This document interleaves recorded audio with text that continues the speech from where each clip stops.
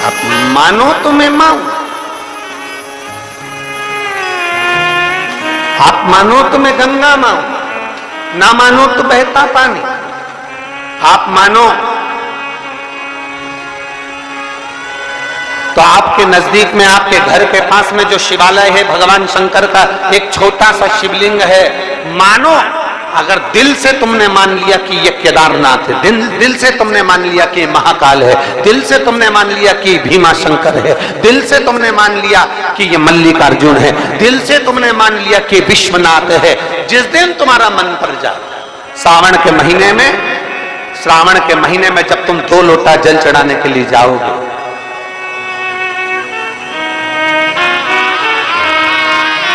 श्रावण के महीने में जब तुम 2 लोटा जल चढ़ाने के लिए जाओगे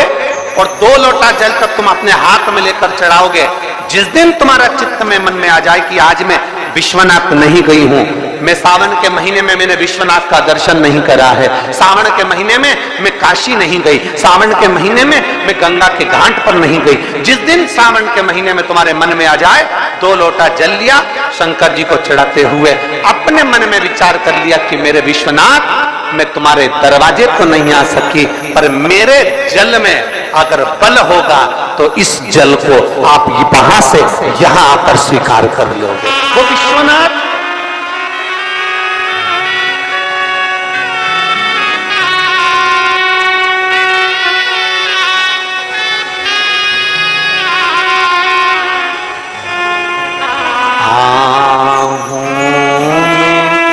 असर होगा, घर बैठे बुला लेंगे, तुम रूठे रहो बोले, हम तुम्हें मना लेंगे। तुम कहते हो भोले, हमें काशी प्यारी है, तुम कहते हो भोले, हमें काशी प्यारी बार तो आ जाओ, एक बार तो आ जाओ, काशी भी बना देंगे। तुम कहते हो भोले, हमें गंगा प्यारी है, तुम कहते हो भोले, हमें गंगा प्यारी है, एक बार तो आ जाओ, एक बार तो आ जाओ, गंगा भी बुला लेंगे, तुम रूठे रहो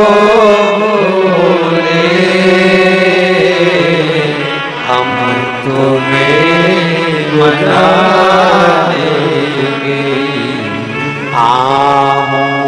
में असर होगा, घर बैठे बुला लेंगे। पूरे साल शिव जी को 1 लोटा जल चढ़ा, सावन का पहला दिन लगे 2 लोटा जल चालू कर दो,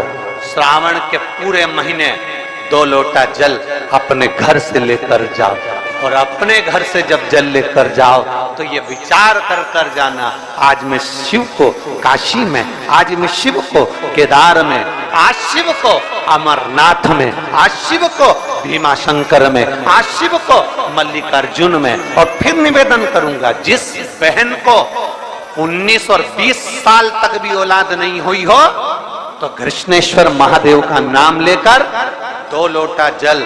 तुम्बकेश्वर महादेव का नाम लेकर चढ़ा कर देखना, सावन के बाद में बाबा संतान जरूर देगा, झोली जरूर भरेगा।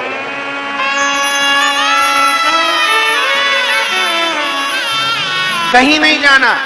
अपने नजदीक में, अपने घर के पास में, अपने मोहल्ले में, अपनी गली में, अपने चौराहे पर, अपने घर के पास में जो शिवालय हो, जो शंकर का मंदिर हो,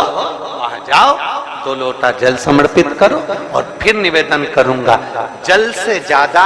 जरूरी है मेरे भोलेनाथ जी के मंदिर की सफाई करना। अब कीचड़ चालू हो जाएगा, पानी चालू हो जाएगा, सावन का महीना चालू हो जाएगा, अपने साथ एक कपड़ा लेकर जाओ, बाबा के मंदिर को पूरा साफ कर कर, बाबा के शिवलिंग का स्नान कर कर, बेलपत्र निर्माल्य जितना पड़ा है उसको उठाकर कहीं विसर्जन के लिए, किसी नदी तालाब बावड़ी में नहीं, किसी कुएं में नहीं, निर्माल्य तालाब में, नदियों में, बावड़ी में डालने के बाद वो निर्माल्य सड़ता रहता है, नदी नाले का पानी सूखता रहता है, उसमें कीचड़ इकट्ठा हो जाता है। उस निर्माल्य को इकट्ठा करो, गाड़ी में भरो, किसी एक खड्डा खोदकर वहां दबाकर उसकी खाद तैयार करो और बाद में बेलपत्री के वृक्ष के नीचे उसको डालते रहो। पर ध्यान रखना कि निर्माल्य हमें नदी तालाब बावड़ी कुएं में नहीं डालना, उसको एकत्रित करना।